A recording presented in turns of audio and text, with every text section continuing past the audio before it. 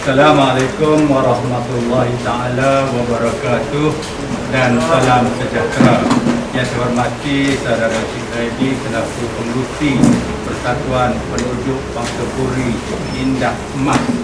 Yang saya hormati saudara Cik Asatidza selaku pengerusi Majlis Perwakilan Penduduk MPP Sabtun 1, pemimpin-pemimpin masyarakat, pegawai-pegawai keselamatan, tuan-tuan yang saya hormati sekalian. Alhamdulillah pada pagi ini 1 hari bulan Julai kita dapat mengadakan satu program lagi iaitu khusus bagaimana kita dengar sebentar tadi berkaitan dengan suatu usaha yang dipanggil sanitasi yang kita akan lakukan selepas majlis ini. Bagaimana kita dengar secara langsung daripada pengerusi tadi, di Bangsa Puri ini saja sudah pun 20 keluarga yang telah terkena COVID-19 ini.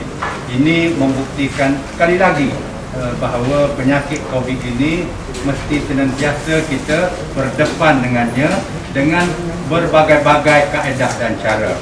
Dan dapat kita sebut dengan jelas bahawa selain dari ada 2C, vaksinasi, sanitasi. Itu seolah-olah apa yang dianggap sebagai perkara pokok yang mesti pihak secara mudahnya yang berkemampuan atau yang berkuasa atau pihak kerajaan ataupun pejabat parlimen kalau dalam seperti kita ini melakukannya, iaitu vaksinasi, sanitasi. Selain daripada itu, penjarakan sosial, disiplin kita, kebersihan kita, itu semua rakyat mesti ambil tanggungjawab bersama. Jadi oleh sebab itu kita mesti menganggap bahawa usaha kita untuk melawan dan akhirnya mengawal penyakit ini, sebab sudah ada pandangan seluruh dunia bahawa penyakit ini tak akan hilang 100%.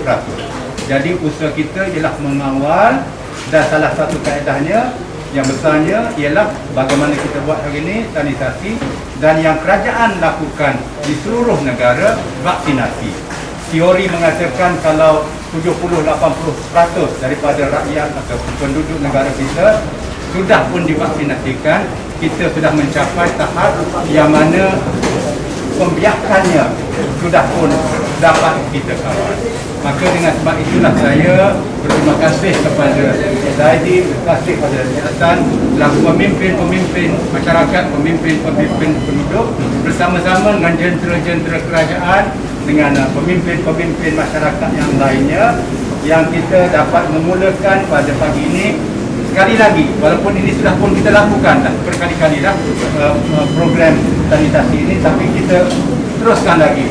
Dan oleh itu saya ingin menyeru kepada jika ada mana-mana pihak ataupun pemimpin-pemimpin masyarakat yang mengetahui dan menganggap di mana perlunya sanitasi dilakukan dengan segera, maklumlah kepada pihak pejabat parlimen supaya kita akan dapat mengusahakan.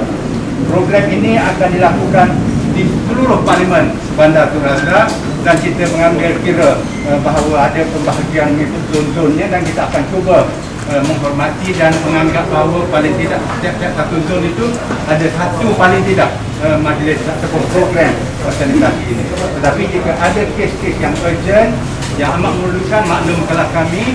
Begitu jugalah jika ada kes-kes masyarakat yang kelaparan dan sebagainya, sebelum bendera putih naik, kalau tuan-tuan korang tahu, maklumlah kepada kami. Sebab kita mengiktiraf semua, bendera putih kita iktiraf, bendera apa pun, tapi yang pentingnya kita tahu dan kita boleh memberikan bantuan sesegera yang mungkin. Jadi sekali lagi saya ucapkan berbanyak-banyak terima kasih kepada pengusahanya Encik Haji yang akan melaksanakan dengan tim pasukannya, dan kita harap ini akan sedikit sebanyak mengurangkan lagi kemungkinan perebakan penyakit ini yang berluasa di banyak-banyak tempat. Terima kasih. Assalamualaikum. Terima kasih. Sebentar tadi saya telah melakukan satu majlis perasmian sanitasi untuk penduduk perumahan ini, iaitu Bangsa Puri Bangsa Puri Indah Emas yang kita lakukan untuk memberikan satu bentuk usaha supaya kadar merebakkan penyakit COVID-19 ini dapat kita kawal sebaik-baiknya. Saya mendapat laporan bahawa di rumah ini sahaja sudah terbukti ataupun sudah pun ada 20 keluarga yang telah kena penyakit COVID-19 ini. Jadi sebagai Parlimen Bandar Terazak ini kita memandang berat akan terusnya berlaku kejadian-kejadian COVID-19 ini. Jadi selain daripada vaksinasi yang telah pun berjalan dengan lancar dan akan dipertingkatkan lagi, juga perlu dilakukan, dan antaranya ialah sanitasi ini supaya seboleh-bolehnya tempat-tempat awam, misalnya lift, tangga-tangga, pintu-pintu dan sebagainya, sekurang-kurangnya tempat-tempat awam yang akan menjadi tumpuan sentuhan oleh semua penduduk yang ada di Mantapuri ini dapat seboleh-bolehnya kita pastikan agak bersih supaya jika ada pun kes yang berlaku ianya tidak dengan mudah berjangkit kepada orang lainnya. Okey, Betul, selepas pasal perintah masih ada pasal lain atau pasal lain ekonomi ya, yang kita lakukan misalnya ialah di seluruh Parlimen Bandar Terazak dan mengikut pengurusannya ianya dipecah-pecahkan kepada 6 subzon. Program ini akan meliputi kesemua 6 subzon itu dan kita akan memberi perhatian bukan sahaja kepada perumahan kerajaan seperti Seri Melaka, Seri Johor dan Seri Pulau Pinang dan sebagainya, tetapi perumahan-perumahan swasta seperti Mantapuri dan Mati. Jadi ini ialah percubaan kita untuk seboleh-bolehnya meliputi semua penduduk, terutama sekali di tempat-tempat yang padat sepertilah di Mantapuri ataupun di Paman atau flat-flat yang ada di seluruh kota. Untuk soalan lain, ketika kan dalam dengan yang katakan negara dia tahu bukan gaya dominan, bukan untuk menjadi gaya dominan. Jadi langkah yang diambil oleh kementerian untuk memastikan yang unsur sebagai ruang untuk masuk ke Malaysia bagaimana untuk memastikan gaya ini tidak masuk ke Malaysia. Setakat yang saya dimaklumkan, varian sebagai Delta ini dianggap dan disertifikasi sebagai varian of concern yang mungkin menimbulkan berbanding dengan varian lain penyakit COVID-19 ini. Dan oleh sebab itu saya sangat tahu kerajaan kita melalui Presiden Jabatan Investigation menggunakan kaedah-kaedah amat ketat terhadap sesiapa sahaja yang keluar masuk negara kita. Di mana kita tahu yang keluarga masyarakat di Malaysia yang ingin keluar negara perlu mendapat kelulusan daripada Jabatan Immigration. Begitu juga yang nak masuk ke Malaysia ataupun rakyat Malaysia yang sudah pun dibenarkan keluar dan masuk kembali lepas program yang berlaku di luar negara. Pengalaman saya sendiri ialah lawatan kerja saya ke negara China lebih kurang 3 minggu yang lalu. Saya lalui proses yang sama. Walaupun sebelum keluar pun sudah pun kita lakukan test, swab test untuk memastikan kita negatif, dan di negara China sekali lagi lakukan swab test sebelum masuk ke negara China di dalam masa depan. Dan apabila kembali di KLIA, swab test sekali lagi untuk benar-benar buktikan kita negatif. Selepas itu pun kita masih lagi kena berkurung ataupun kuarantin selama 14 hari. Jadi ini proses yang berlaku kepada semua rakyat dan pemimpin-pemimpin yang keluar masuk. Okey, terima kasih ya. Okey. Terima kasih. Okey.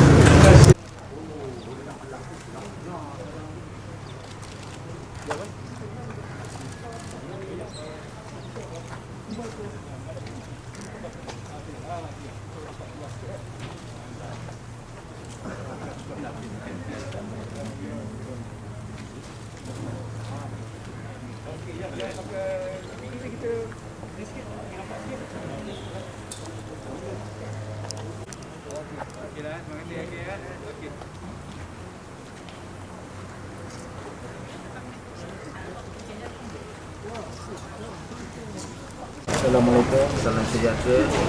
Saya wakil daripada Eco Venture Park yang mana saya juga pengarah urusan dan juga rakan-rakan perniagaan kami, yang mana kami bekerjasama dengan Pejabat Parlimen Bandar Tun Razak menganjurkan program sanitasi seluruh Bandar Tun Razak selama 6 minggu lah berturut-turut, merangkumi 6 zon di seluruh Bandar Tun Razak.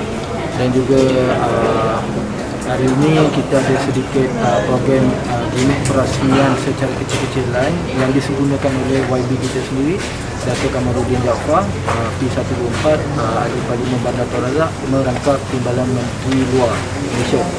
Jadi saya berterima kasih kepada rakan-rakan peniaga kami kerana sama-sama menjayakan program ini, dan kita mengharap agar pandemik ini dapat kita basmi insya-Allah segera yang mungkin kerana kes semakin meningkat dari saban hari.